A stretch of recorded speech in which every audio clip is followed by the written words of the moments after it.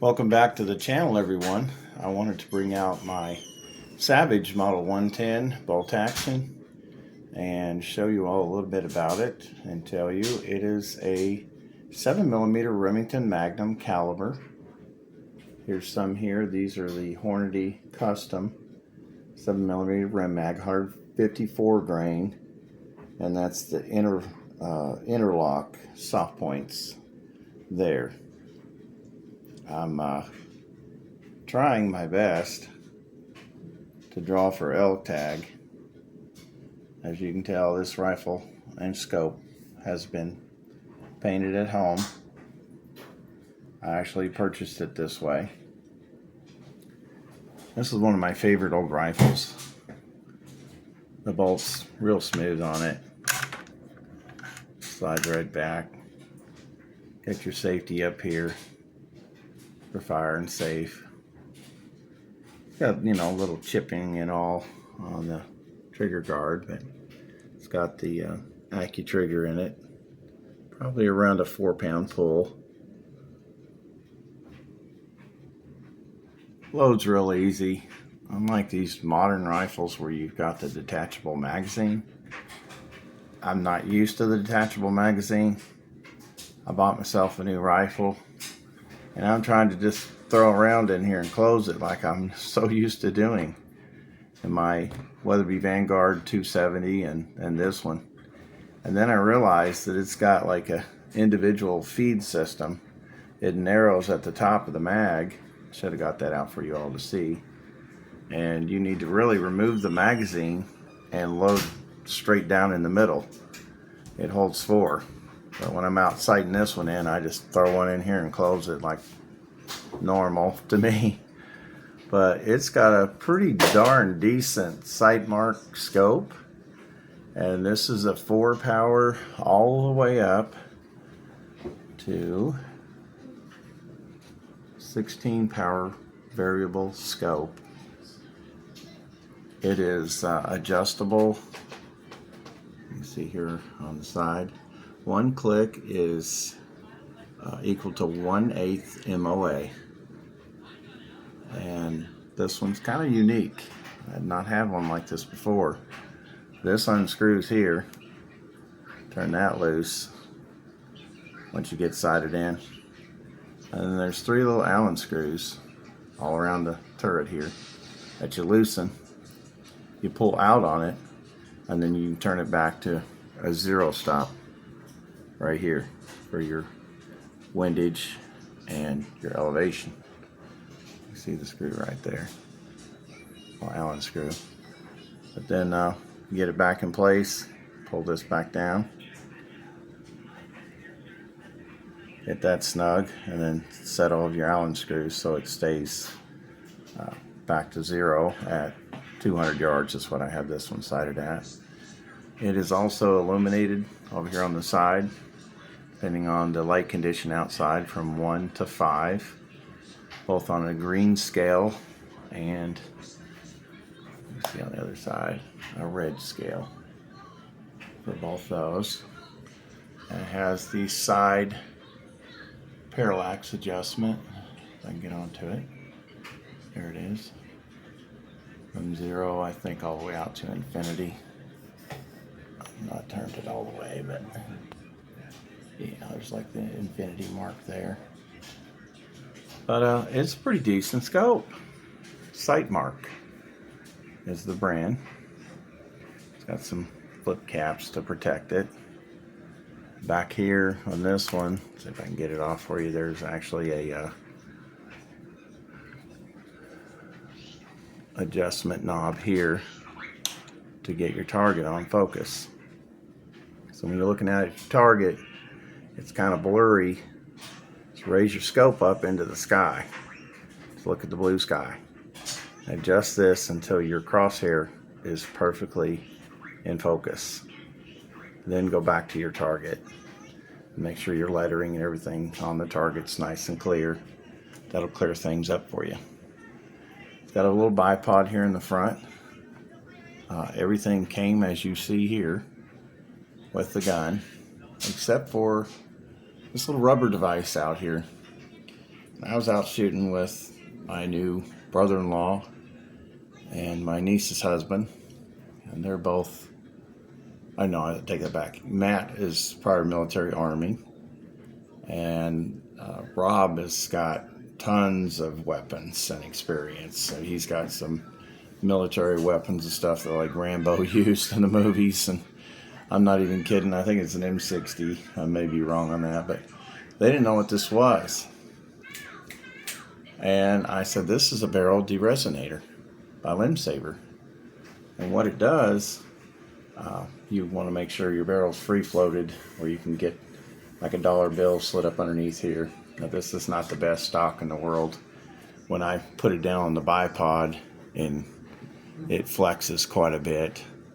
It may still yet be rubbing. I had sanded inside of that channel once or twice before, but what that does, that barrel deresonator, when the barrel whips when you fire it off, it whips up and down, and there's kind of a harmonics that goes down the barrel.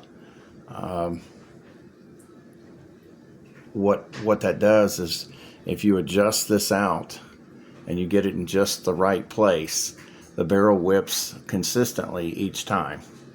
That assists in doing that. You have to play with it a little bit and shoot it a few times using the same ammo, same point of impact, and do your best on your shooting. And then once you get it in the proper position, it will stop some of that unnecessary barrel whip, and it keeps it in the same area when it's firing the round through the end of the barrel, and makes it a little more accurate. That's basically what it's for. I've had it on there for some time, but neither one of the gentlemen knew what it was. But I wanted to show a few rounds that I have here with it, and with this modified homemade recoil pad I put on here. The pad that come on this rifle was so hard you could hit somebody in the head with it and probably knock them out. I mean, it was just solid rubber. So what I did, being the creative one, is I took the pad off, and the plastic on the inside there, I separated it from the plastic that's screwed in, and I mounted the plastic back inside of here. This is a Limb Saver, and it gives quite a bit. And when Matt, my niece's husband, shot this, he goes, "This is 7mm Remington Magnum?" You know, he'd been shooting bigger rounds all the way up to 50 BMG, but he's like, "I remember your 270 hitting me a lot harder than this one." So the Limb Saver's really doing its job. When I had that solid rubber on here from the factory, from these older stocks, it's just, you know, synthetic garbage, plastic, whatever you want to call it. And I'm in the prone position, and that's on my collarbone or close to it. Oh dear Lord. I was shooting the Hornady Precision Hunters, and man alive, I thought I was going to crack my collarbone. But now it's very tame. It's a little pussy cat. I mean, it hits lighter than my 270 Ruger #1. That's got a little bit of a rubber recoil pad, but it's solid. So I enjoy shooting this one. I had so much fun out at Knob Creek. I've done it twice now. This is my second video talking about it, but there's a big plate rock at the very end of the range. There's a big, massive drainage where you can see the water cuts down through their channel. You just look near the bottom of that, just up a little ways, and there's a big plate rock up there.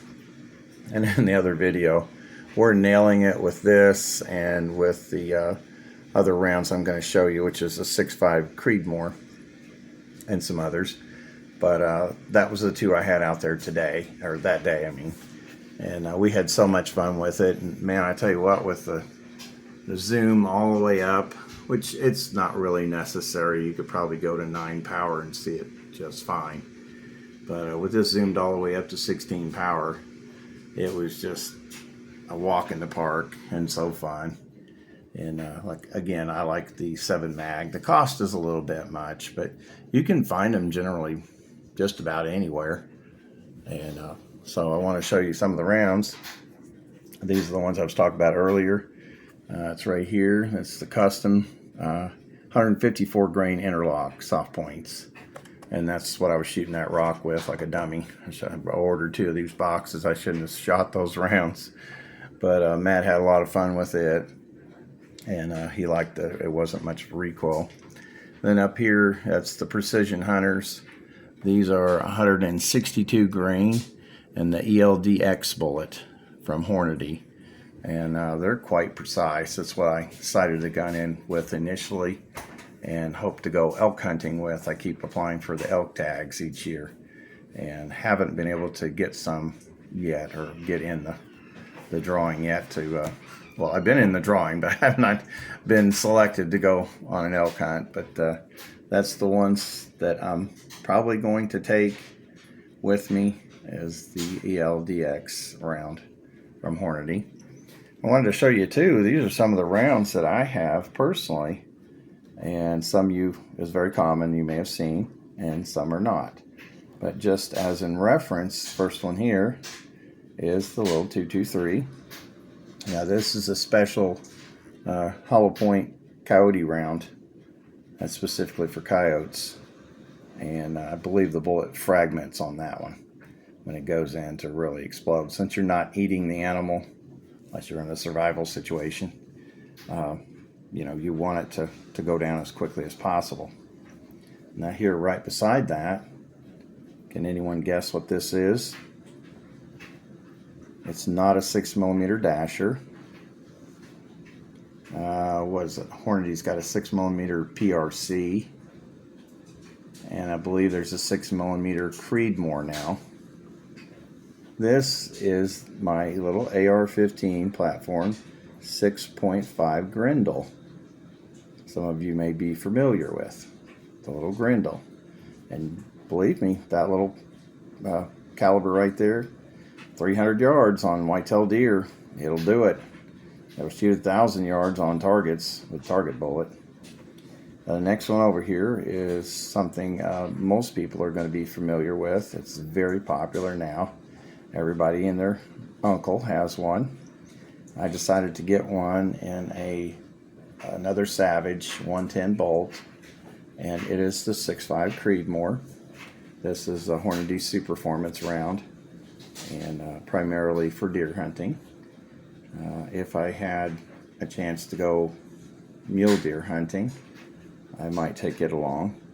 It is a very customized type rifle, even though it is from, you know, just out of the box. It's got a fluted barrel, and it's got a threaded barrel for silencer, suppressor, and or muzzle brakes of any kind. It's got a heavy barrel to it, and I haven't got to shoot it a really long distance.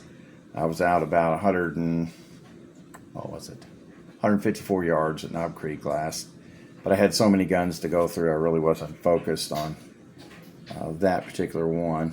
And just wanted to show you the next round. This is a very common round. Almost everyone will be able to guess that if they look at it. This being the 6.5 Creedmoor here. Let's see if I can show you the height of it. It's not belted, and it is the ever popular 270 Winchester. One of my very favorites. I've got a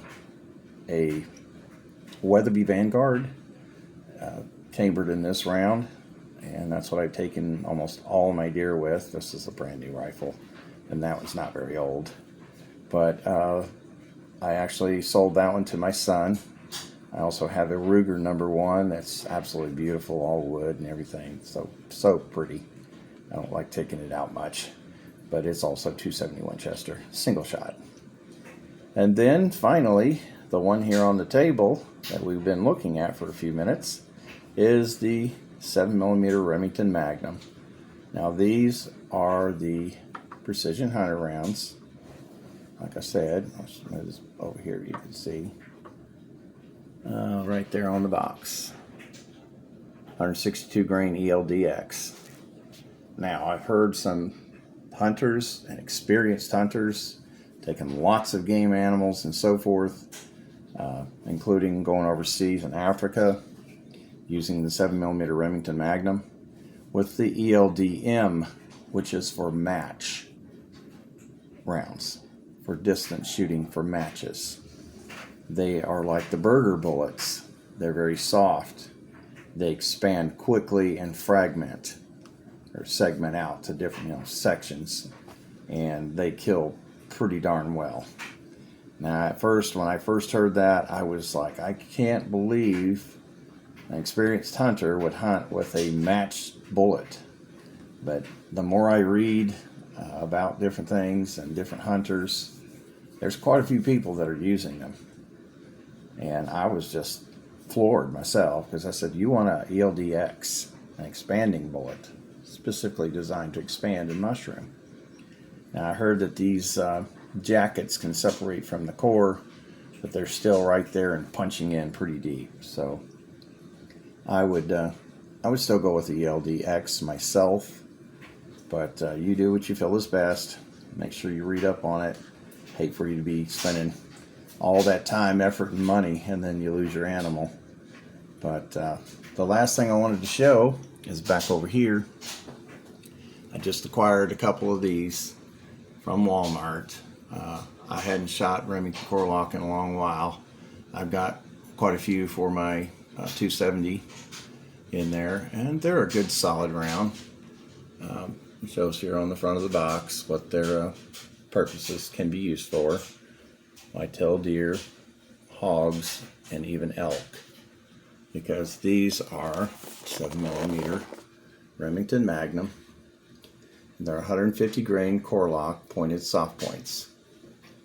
So I was happy to get some of those. They call them the deadliest mushroom in the woods. I don't think that's true, because there's been some really bad mushrooms out there. You got to be careful what you're picking, fellas. You don't want to go on a trip for hours or the full day. So know your mushrooms before you pick them up. But man, I'm excited. I love it. Absolutely love the rifle. Love the round itself. Yes, it's an older one. Will the 7 PRC outperform it? It will. Can you find the ammo? Do you have to take out a second mortgage to get a box or two? I can't afford to take out a second mortgage, guys. I don't know about you, but all right. Well, happy hunting out there. Choose your caliber, choose your quarry, and know what your caliber can do and what individual bullet can, how it will perform on that animal before you try and take it. Be safe. Have a good one.